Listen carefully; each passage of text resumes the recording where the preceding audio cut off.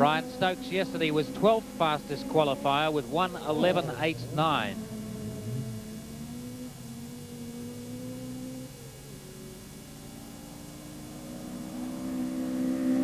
One of the reasons that this circuit is quicker today, Tony, despite the fact that the course is actually a little bit longer than it was last time, is you'll notice that the uphill bit, the road is all damp, probably from a bit of overnight rain.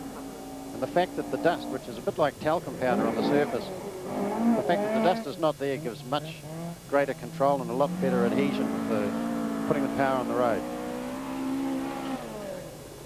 This is why we're getting the better split times to the top.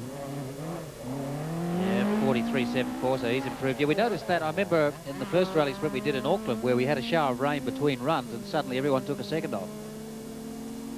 Get rid of the fine dust out of the surface. That's right, and the same thing happens if the surface is muddy. If you get some very heavy rain, it washes the mud away and gets the stones coming through, and then you speed up yet again.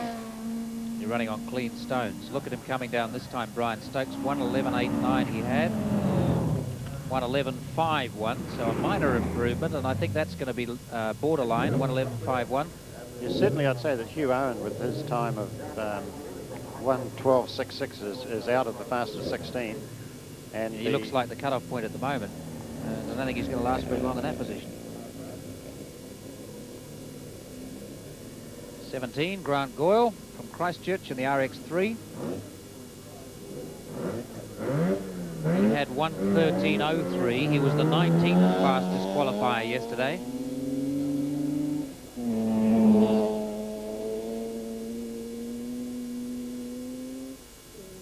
And once again, one of the large number of Mazda RX3s and RX2s that end up in rallies and rally sprints around the country.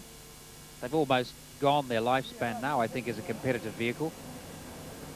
But they can still be quite competitive in a sprint. Yes, you'll see the cars are not sliding much at all at the moment, Tony. They're getting excellent adhesion.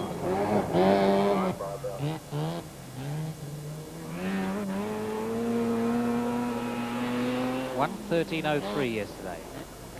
That's not a bad split time by the looks either. 44.29, and he was fairly fast downhill. That was a nice apex he did there.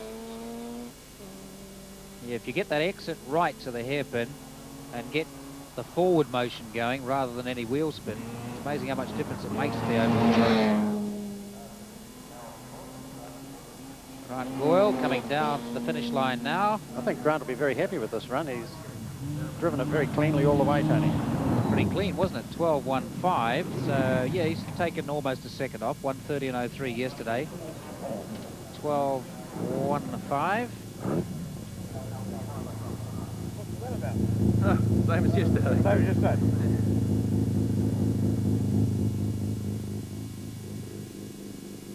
He's not wonderfully happy about it, but he's not terribly disappointed either. Bruce Reid was one that we were quite sure wasn't going to make it. He must have been quite borderline. Bruce Reid, looking at the qualifying order, who was 10th fastest yesterday. 1:11.43.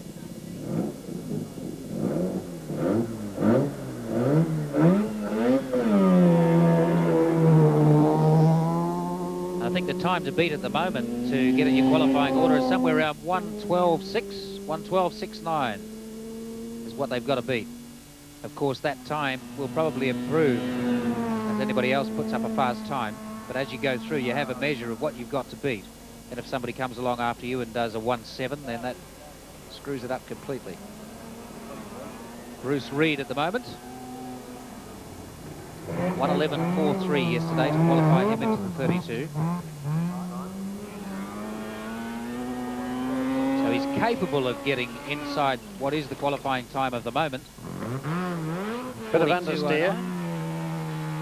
Quicker by 2 seconds to the top. That's an excellent time. And getting away and out of that corner very quickly as well.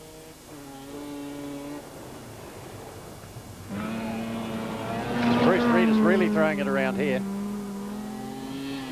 Let's hope he doesn't throw it too far.